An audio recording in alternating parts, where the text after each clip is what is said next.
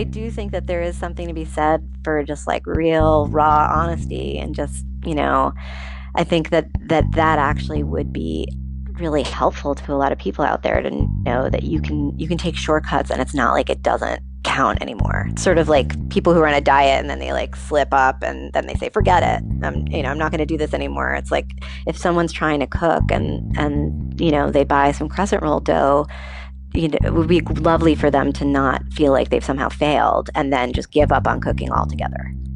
That was Anya Hoffman, and this is episode 84 of the Chopped Podcast.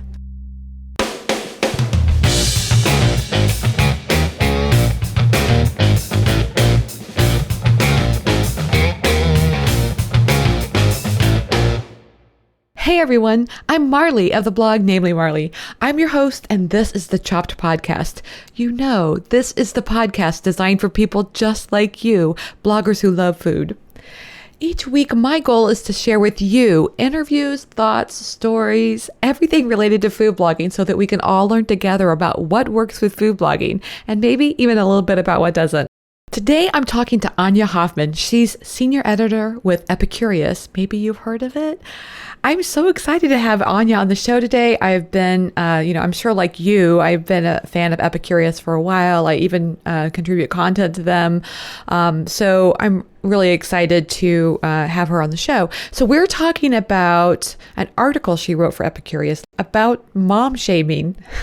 She goes into the story during the interview, so I won't bore you with all the, repeating the details of it. But if you're curious what this has to do with food bloggers, it's part of a theme of discussions that I've had with others on the show. I mean, for example, last week's Fry Chats with Kara and Kathy Patowski, we actually talked about this very topic. So think about this. It's easy to find ourselves blogging for other bloggers. It's as if we draw this like imaginary boundary around ourselves, kind of like an electric dog fence. No one else sees it. You may not even see it, but it's there. And when you get too close to the edge, you get a zap. Not literally, of course, but our minds are powerful, And so I've heard other bloggers being critical of other bloggers who use, titles with too many descriptors or recipes that use processed foods. We've also heard of other bloggers who get a lot of negative comments from readers that, how could they use a cake mix in their, recipe or things like that. And I think those things have a tendency to build up over time and we start to think about them and they start to like weigh on us. And we think kind of like what Kara was saying last week, like, I don't want people saying those kind of negative things on my site. So I better not do that. That's kind of how in my mind, an electric dog fence gets built around you.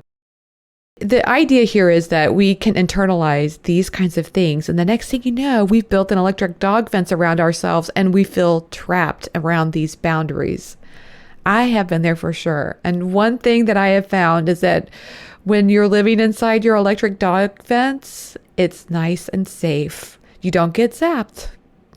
But the question is that where you want to be? Is that where your heart wants you to be? And for me, I find that when I'm playing it too safe within, my little fence, I'm not as thrilled with it. I may be even slightly bored and I don't know, or I feel anxiety about it and just, not feeling like I'm loving it anymore. It's probably because I'm not following my own blueprint for my life. And isn't that the whole reason we started our blog in the first place? How our little corner in the interwebs of the world.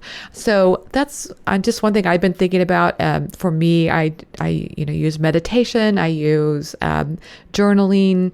I spend time trying to understand what my blueprint is, and you can hear more about that, on other episodes, especially on the Fry Chats. We talk about that a lot.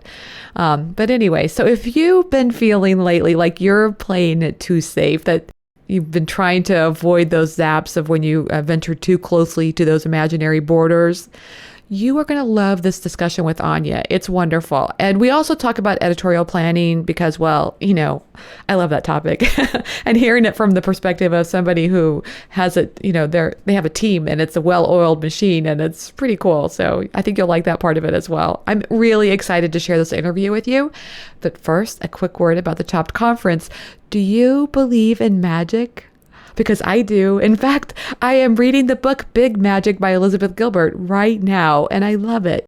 My thought is a get together without some magic is like every other conference, and we like to kind of do things a little differently at Chopped. In fact, the magic that you're going to experience at ChoppedCon this year is going to be even a little extra special, but I don't want to spoil the surprise for people who are coming, so you'll have to come to see what that magic is. But we will always have our standard magic, which is our tattoos. Yeah, that's right. Everybody who comes to ChoppedCon gets to choose from inspirational sayings and images, and these are tattooed right on the people there. We have artists that are on hand to apply them. Of course, they're just temporary tattoos, but they're still an awesome reminder during the conference and even for a few days afterwards to be courageous, happy, inspired. And this year, I've even added a new choice, which, I've added several choices, new ones. But this year, we've added one that says wabi sabi. Have you heard of this? It's a Japanese phrase for finding the beauty in imperfection. I just love that. It's so great. So come be a part of the magic with me, Emma Chapman of A Beautiful Mess, Jessica Merchant of the site How Sweet Eats, Allie Ebright of Give Me Some Oven, and so many more amazing, wonderful people that are going to be there speaking and attending at ChoppedCon this year.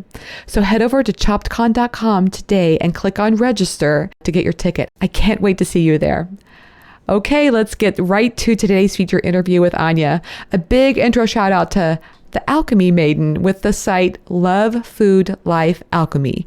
She's been listening to the Chop podcast during her morning walks. I love podcasts in the morning too. And talking about magic, I love the tagline on her site. It's this: the universal experience of food with a pinch of magic for the soul. Ah, that's so good. So everybody, get out those magic wands, put on the earbuds, turn up the volume, and let's talk about all things food blogging and so much more. Hey everyone, I'm happy to have Anya Hoffman, senior editor of Epicurious, on the show today. Hey Anya, welcome to the Chopped podcast. Hi, thank you so much for having me. Well, I am so glad to have you on the show, and I'm really looking forward to talking with you about something that I think is near and dear to a lot of food bloggers, which is the topic of kind of like mom shaping. And we have more, we'll get into that. But first, I wanted to know if you could give like a little background about, your past and how it is that you are now with Epicurious. Yeah, I've been working in food writing for over a decade. I worked for the James Beard Foundation for several years, first as a managing editor and then as on a freelance basis. And I worked on a cookbook for them called All American Eats that just came out this past February. So I've been doing lots of food writing for years and years, and then I came on board full time here at Epicurious just a few months ago, which has just been a dream job. I used to read when I first got out of college, was around the time that Epicurious first launched a million years ago, and I used to like go on the site religiously and bookmarked. I mean, I still have printouts of recipes I had printed out and that I made, like that are just splattered with food that I just made over and over for the last, 15 years. So this is really a dream job for me. Oh, that's cool. And so tell me what the definition is of a food writer, because does that mean you're writing recipes or does that mean you're writing about the food? That's such a good question. I don't write recipes usually. I mean, I have done a little recipe development for other publications, but no, we have people way, way better equipped to do that here. We actually have a test kitchen and we have 3 editors who are developing and testing recipes, and they also write. I mean, it's a very small team here and people are just so talented. So my coworker Rhoda Boone is our food director, and she has 2 to 3 people who work with her, and they just come up with the best recipes. It's really great. Oh, that is cool. Yeah. It'd be tough to be working there and have that all around you all the time. Oh yeah, yes. We've been joking that the Epi 15 is real. Yeah, we start working here. There's just so much good stuff to eat all the time. Oh, that's funny. Yeah. Okay, so we were talking about what is a food writer, and so my question related to that then is, you're writing basically the content that goes around the recipe then? Yeah, I mean, we do a lot of different. We have a lot of different types of content here at Epicurious. So we have original recipes, which is sort of a new thing for Epi. We relaunched about a year ago. So it used to be just a recipe database mostly. I mean, it had content as well, but it used to it started out as a recipe database for Gourmet and Bon Appetit, the two Condé Nast food brands. But now it has its own voice and its own, test kitchen, its own staff, and people.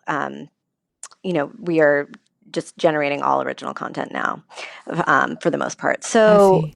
we write.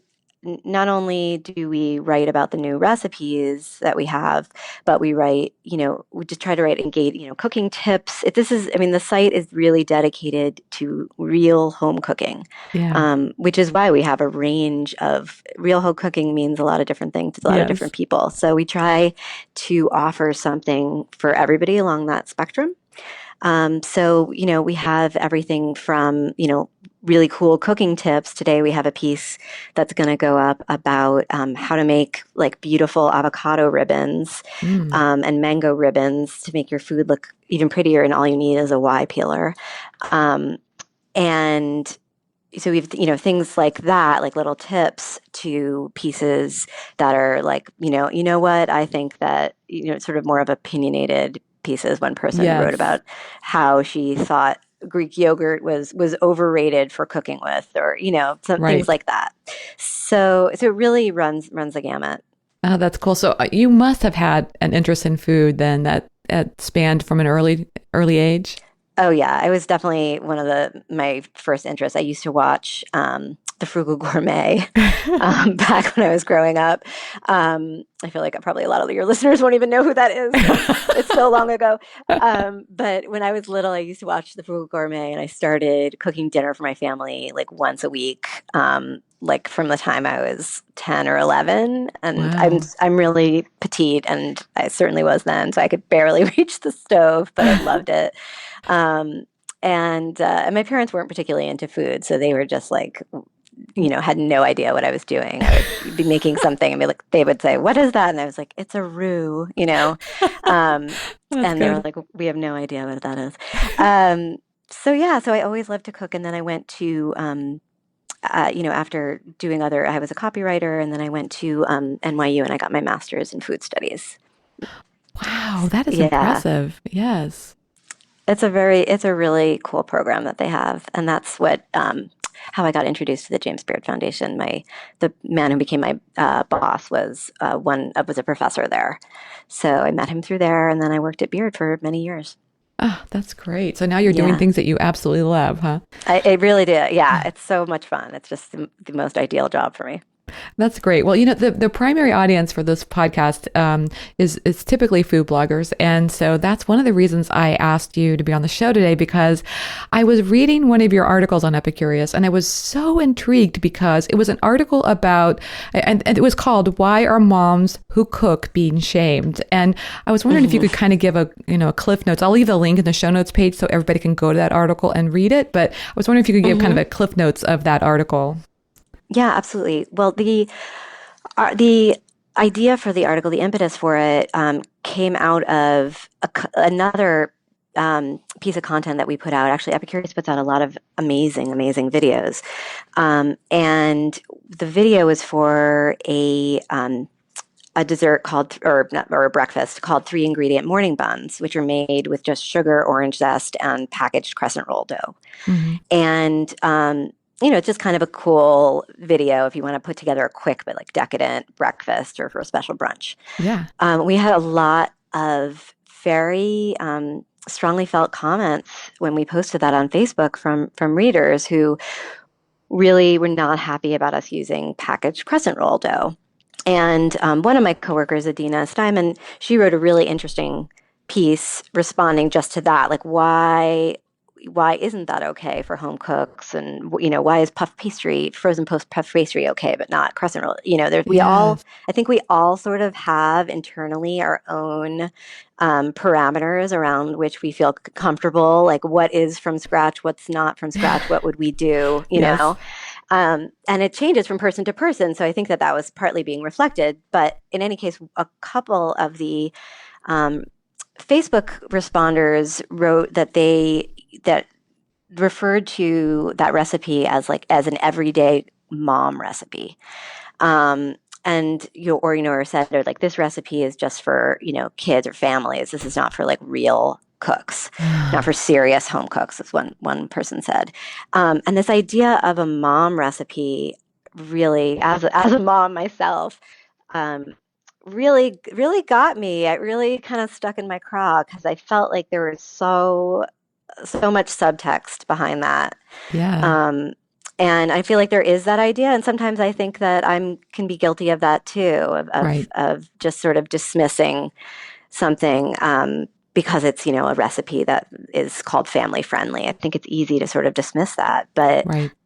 for a lot of us who do have families, we're out there in the trenches cooking every single day. Yeah. um, and so I think that I just thought there was something to dive into about that. Like, what does that mean? Because it sounds like it's cooking that's kind of dumbed down. Whereas I feel like when you are a parent, since children need to eat so very often, Yes. you are cooking so much and you're preparing food so much, and you end up having to be creative in ways that I think I never was before I was, a parent. I mean, I used to make very elaborate, ambitious, multi-course meals of, hand printed pastas, but and which would take hours, of course. Yes. But, I don't do that kind of stuff very often anymore, but I feel like I'm a much better cook. I mean, I can walk into my kitchen and get something on the table in 15 to 20 minutes. And I feel like that takes a lot more ingenuity and creativeness and also just cooking skill Right. than simply trying to make the most complicated thing that I could make, which is what I used to do. Well, and I think if you're using all the ingredients that are available to you, that making these rolls into something that is a more of a delicacy, what a brilliant idea is that? Right. And especially for people who maybe aren't as comfortable in the kitchen. I mean, I think I feel Hmm. like we should sort of celebrate those kinds of recipes. If they get more people Yes. cooking at home, cooking with Right. their families, just feeling a little bit less scared of it. I mean, I Yeah. think it's hard for people, like us, food writers or food bloggers, to remember what it's like for a lot of people who don't feel as comfortable in the kitchen. Yes. And I think that, if you can inspire people to get in there without them worrying that everything has to be perfect and from scratch, I think that a lot of people who don't cook, it's because of that anxiety that they think that they're going to do something wrong or it's not going to be good enough. Yes. That's so true. I actually sometimes forget, how I have a passion for being in the kitchen and not everybody has that. So it's good. Yeah. I'll go out and we've done some cooking demonstrations, and that's really been helpful for me to, Hmm. be out there, showing people some tips. And then you hear the questions they ask and you think, oh, wow, I've got to back up here. Right, And that's not right. being Yeah. judgmental. It's just that this is No. what's really out there. Right, right. You say like, okay, first blanch your broccoli, and then you realize, They don't know what wait, you've blanch skipped. means. Right, yeah, Yeah. absolutely, which is totally legit. This happens to be something that we're interested in and we learned about, but there are a billion topics I would have no idea about if other people were talking about them. Exactly. And I like how you talk about, like, sometimes it does feel like there's this arbitrary naming of putting people into groups based on certain criteria. Like, I mean, I think of Yeah. clean eating as an example of that too. I sometimes Hmm. am surprised to see, certain ingredients included in clean eating. And I think, really, that's clean? Hmm. I'm just saying, I think this Right. is kind of an example of where we have to be careful about these kind of labels we put down. Hmm.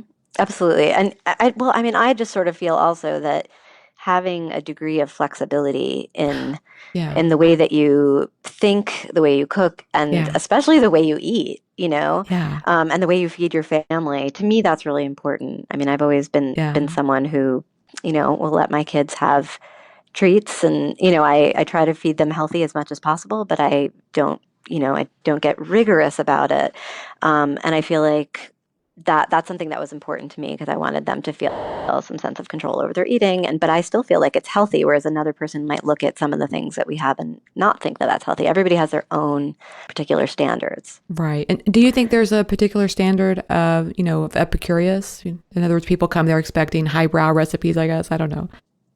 Well, it's an interesting thing. I think partly, that some of our audience is changing it, and so it's a much more diverse group, I think, than it used to be. Hmm. So I think that there are definitely readers who are incredibly skilled and serious cooks, um, and so and then there are readers who are just sort of interested maybe in like just looking at the videos every once in a while. Yes. And then there are probably people who are in between. And so, I mean, ideally, I would hope that people would just sort of, look at the content and read the things that are interest them and that fit their level and sort of, just move past the other stuff. So, because I really do think we have stuff there that's very, we have a very talented team putting Yes. together really great Right. recipes, but they do try to make it real. That's our thing, real home cooking.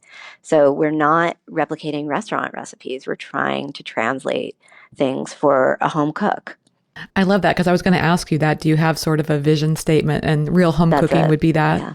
Yes, absolutely. That's what we're all about. And so Yeah. that's why real means a lot of different things. So, Yes, that's and right. sometimes real means crescent dough, and sometimes real means, making your own, making a loaf of bread from scratch. Yes, So, exactly. Well, and the reason yeah. I ask that is because, there's some shaming that goes on amongst food bloggers. Like I've heard several people who have said that they end up blogging for other bloggers. So maybe Hmm. they want to share a recipe that has a cake mix in it that they've adapted in some way that's kind of special. And Hmm. but they're maybe feeling a little worried about sharing that recipe because they're concerned they're going to get backlash from others in the community or even Right. maybe some of their readers. I thought that would be an interesting topic to cover with you, like if you have any feedback for people who are dealing with that kind of thing. Yeah, that is really interesting. I think that's so hard because they're definitely, I mean, I'm so glad that everyone has sort of put homemade food in this, on a pedestal. In Right. some ways, that's been great if that means that people are turning less, to convenience foods all the Yes. time. Right. But the danger in there is that if you, sort of go too far in demonizing something that's not completely homemade, then one, you're right, like they're not going to necessarily be honest about how they really do cook, Yes. and they will maybe, keep those things from other people, from other bloggers, because you're right, we're talking to particular audiences. And and I know, I mean, I get it, like when I have people over for a dinner. When I'm making dinner, like I use, a cake mix? No. Why? I mean, I don't know. It's just that's one of those things because it's sort of my chance to show off. And Right. but I think if we can recognize that, if I can say to myself, well, whatever. So if I go to someone else's house though and they want to use a cake mix, I don't care. I'm just happy that they're feeding me, you I'm glad know? I'm not the one in there cooking it, or yeah. Yeah, exactly. I'm like, terrific. I don't have to, I don't have to do all the dishes. And So, honestly, there's some really great cake mixes out there anyway, and yeah. there are fun ways to adapt them. So I have no judgment over that. Absolutely. But I mean, I get it. That's the thing. I Yeah, feel both sides of I do it. Like, I too. totally get it. I have this pride, this silly Yes, pride in making every single thing from scratch. I do too. Um, but the truth is, but most of the time I use, if I'll use veggie or chicken stock when I'm making, a soup that's not chicken stock based. You know what I mean? Like if I'm making a minestrone soup, I'll use the chicken broth that I got from the box. Like of course I'm not doing every single thing from scratch every time. I just don't have the resources for that right now. Right. It's really an unrealistic expectation to think that everybody would be cooking every little part from scratch of their recipe. Right. So at some Right. point you're drawing a line. So why is it okay to use your vegetable stock instead of making Right. your own stock, but it's not okay to use a cake mix? It doesn't, I mean, there's someone's drawing a line somewhere. Right.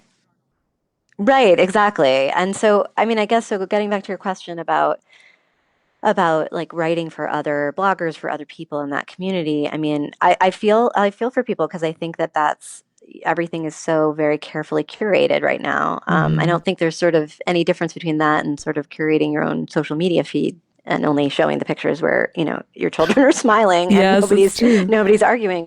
Or your So, kitchen all clean. yeah, but I do think that there is something to be said for just like real, raw honesty and just, I think that actually would be really helpful to a lot of people out there to know that you can take shortcuts and it's not like it doesn't count anymore. It's sort of like people who are on a diet and then they like slip up and then they say, forget it. Yeah. I'm not going to do this anymore. It's like if someone's trying to cook and they buy some crescent roll dough, it would be lovely for them to not feel like they've somehow failed and then Yeah. just give up on cooking altogether. Well, and I love what you did with it too, because you turned it into a discussion and actually into a post on your site. So I could see where bloggers could do the same thing too. If they post a recipe and they get a lot of feedback that's kind of negative, Yeah, they could turn that into a post and say, hey, why was this negative? Let's talk about that. absolutely. I mean, I think that's they have if they do get that. I mean, that's what's great about blogging is you have Yeah. that kind of interaction with your Yes. readers most of the time. So if they're getting that and they're having that feedback from people, yeah, I mean, especially if they're, I mean, it takes a lot of guts. I had the backup of A this team. publication Yeah. behind me and my coworkers agreeing with me. But it's can be scary to sort of put an Yeah. opinion out there that you think might not be popular, but it really does these kinds of things that we sort of take for granted, like right, that's lame. I shouldn't use that mix or that frozen dough. If you sort of take a closer look at some of these things, you see there are so many layers behind that. Like what does that mean? Like why are we holding people to this, really extreme ideal? Why are we holding women especially? I Yeah. mean, let's be honest. Right. I think they didn't say parent meals, or a Yes. parent recipe. They said a mom recipe, Right. and that I think that there was some layers behind that are worthy of looking into. Absolutely. I think sometimes as women, we are way too hard on each other. We should Yeah.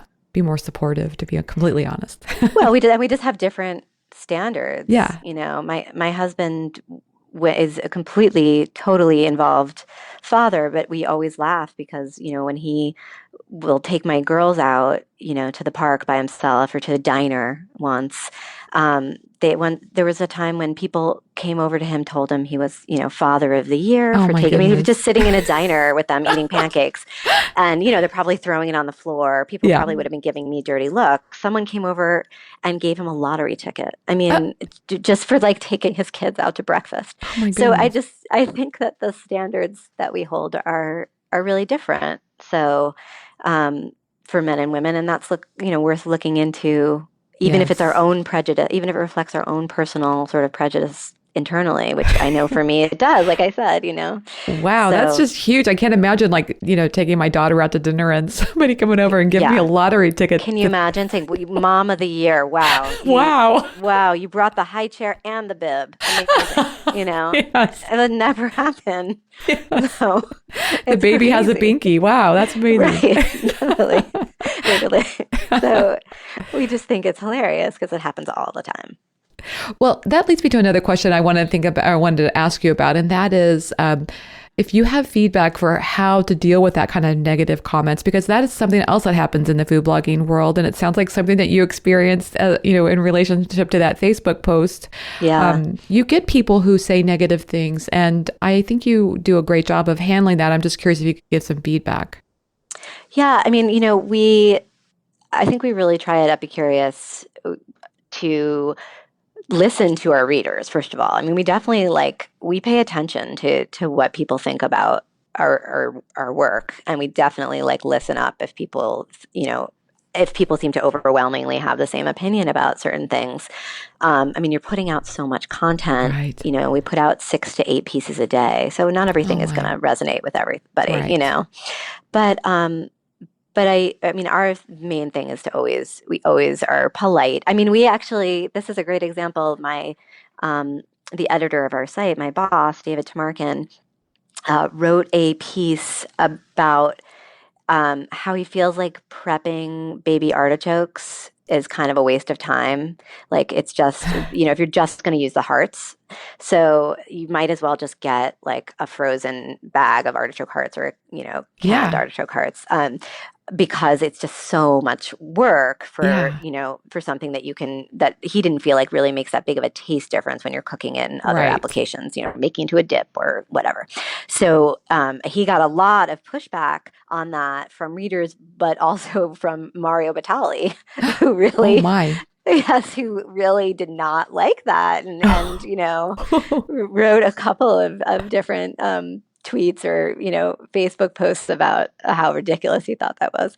So, and I thought David, responded in a really measured way, just, pushing back on the pushback and saying, but you know what? The average home cook doesn't have the time to sit there, with 40 Yes. baby artichokes, trimming them, Right. and like how lovely would it be if they could still enjoy chicken, with artichoke and white wine dish, even if they don't have that kind of time.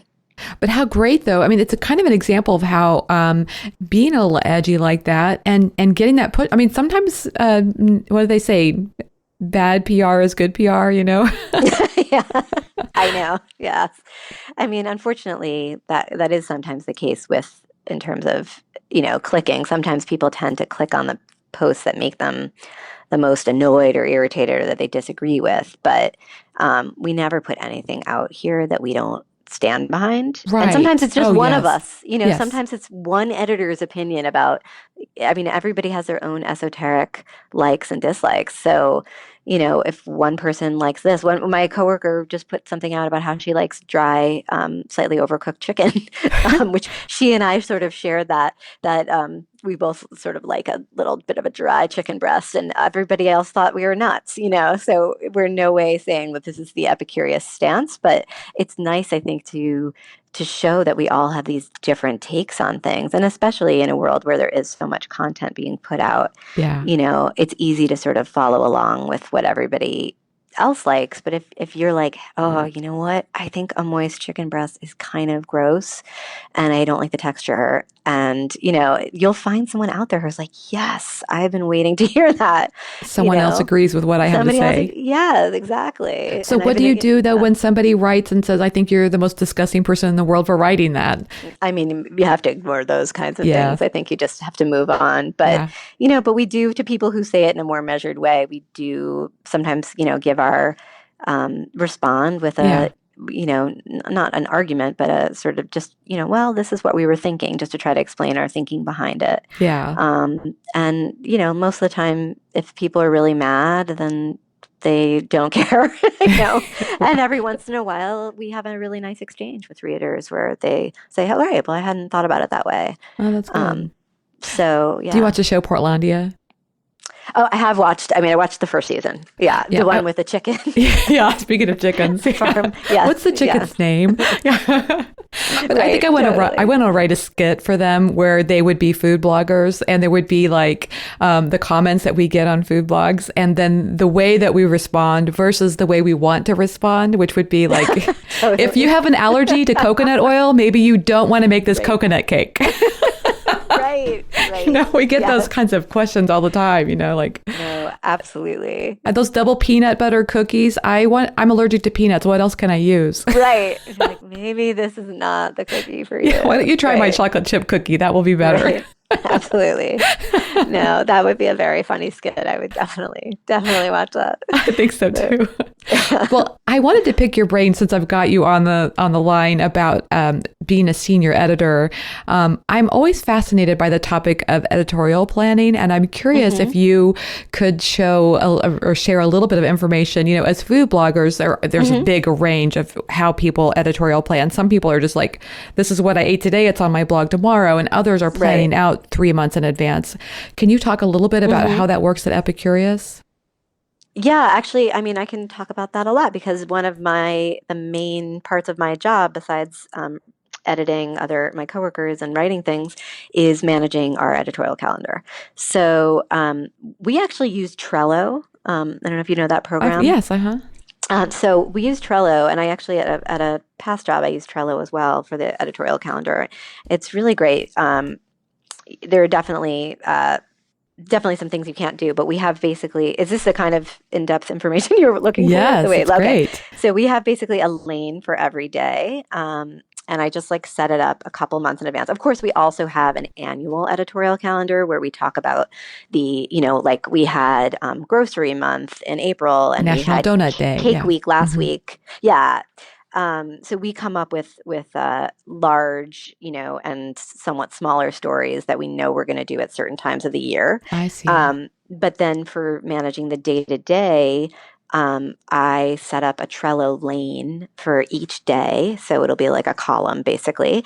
And I set up, I make sure there are at least six, each story has its own card, Trello card, Mm. and we have color labels for whether it'll need test kitchen and whether we have a photo editor who also does most of our photography. So whether it'll need a photo shoot. Whether you need a new recipe page created, because that's a very meticulous process. We're really Yes. careful with that.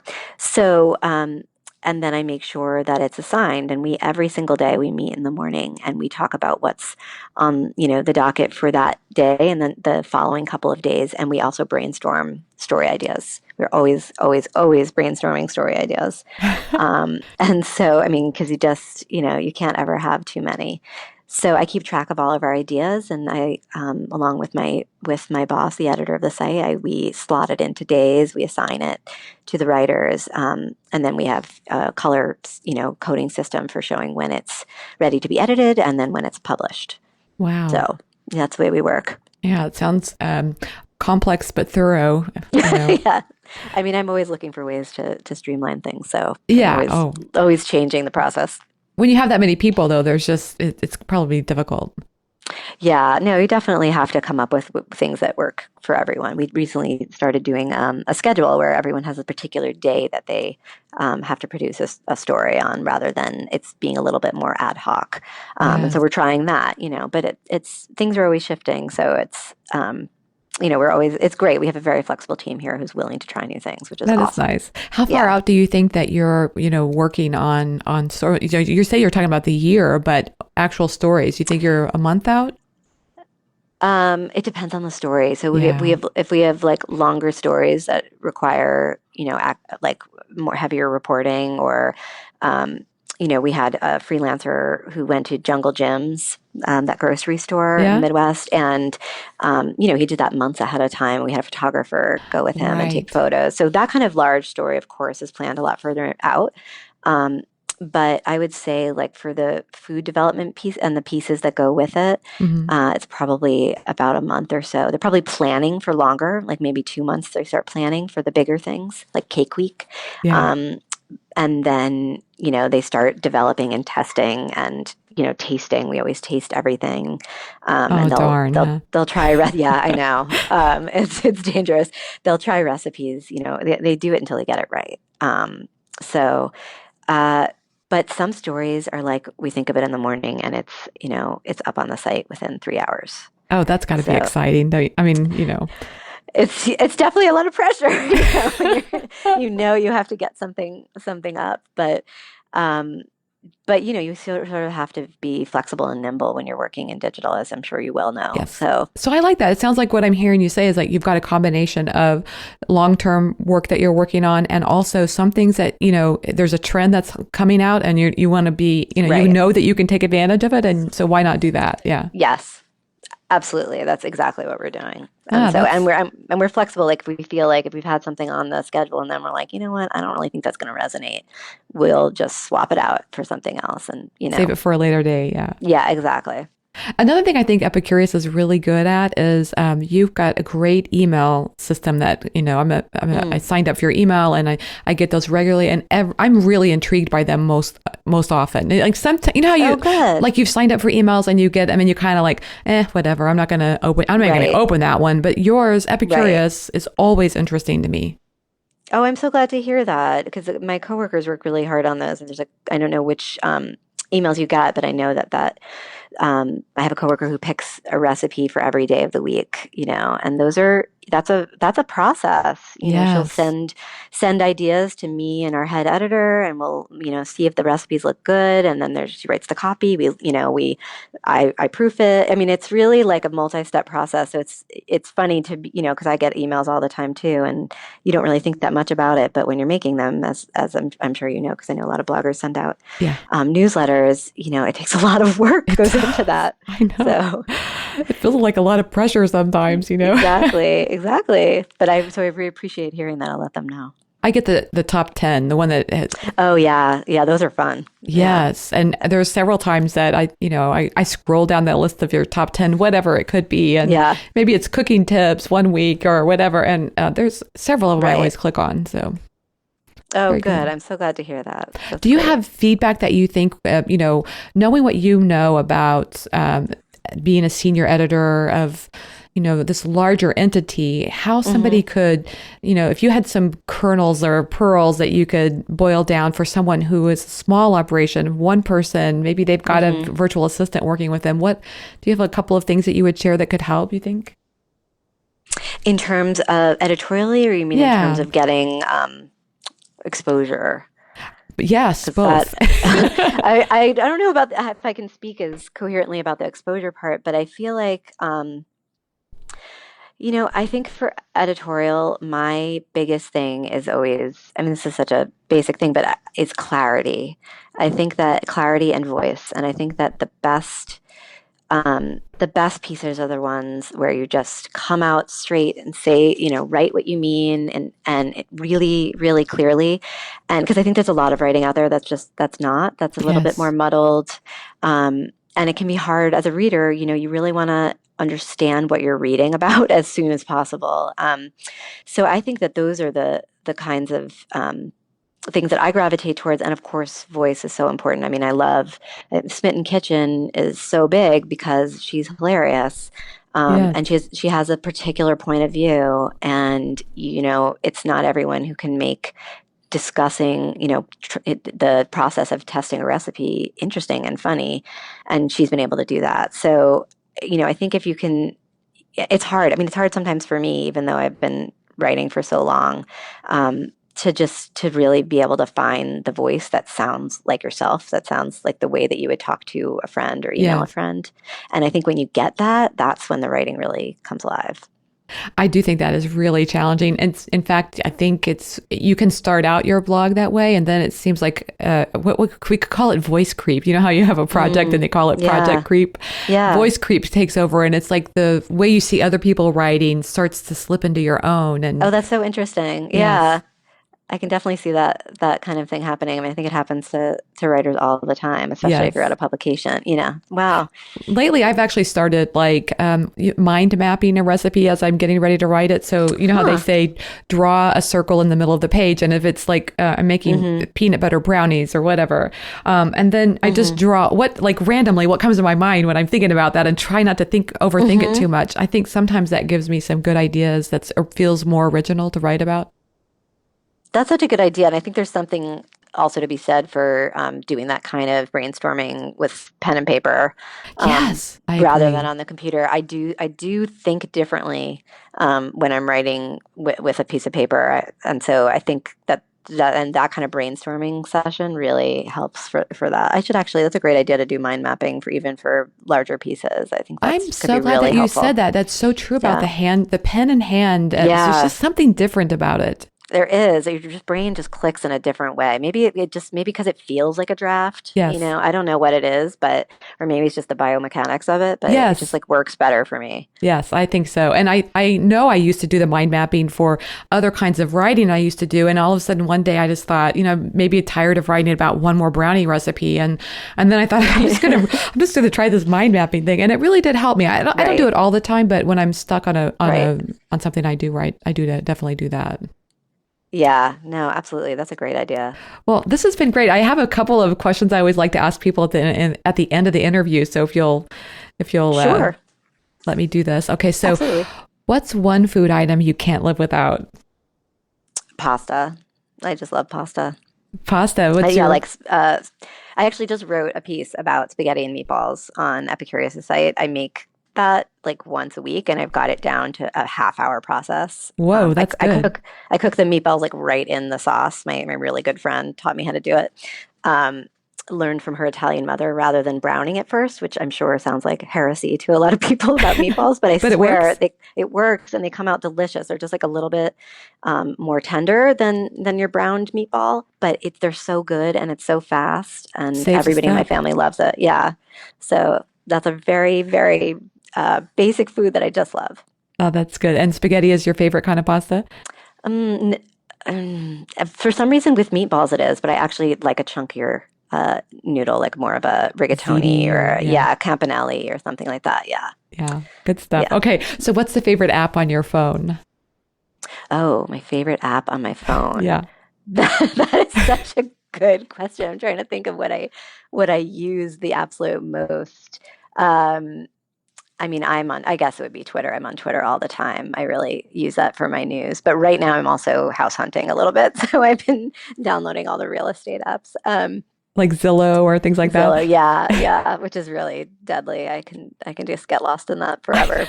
But Twitter is definitely my biggest time suck. It's not a particularly interesting one, but that is definitely where I get my curated news feed, and I know what's going on in the world. You click on the news. There's like a news feed that you can click on to read Well, the news. I follow a lot I see. of Right. news outlets, Yes. so or people that I just think are smart and are going to tell me the news that I'm interested in hearing. So, Yes, I got you. I get that. Okay. so So, do you have any yes. time for TV at all? And if you do, what's your favorite show?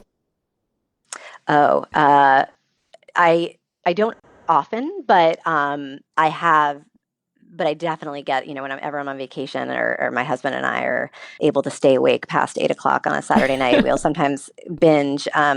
What did we loved Catastrophe? I don't know if you saw that show. I think No. it's Netflix or Amazon. It's an amazing, hilarious comedy written by an American comedian and a British woman who they are raising children together, and it's very raw, but it's very funny. And there are some things about it that really resonate in terms of real life parenting and just being married and what that entails. So I think I highly recommend that show. It's hilarious. Ooh, I'm going to check that out. It's going to go on Yeah, my list for sure.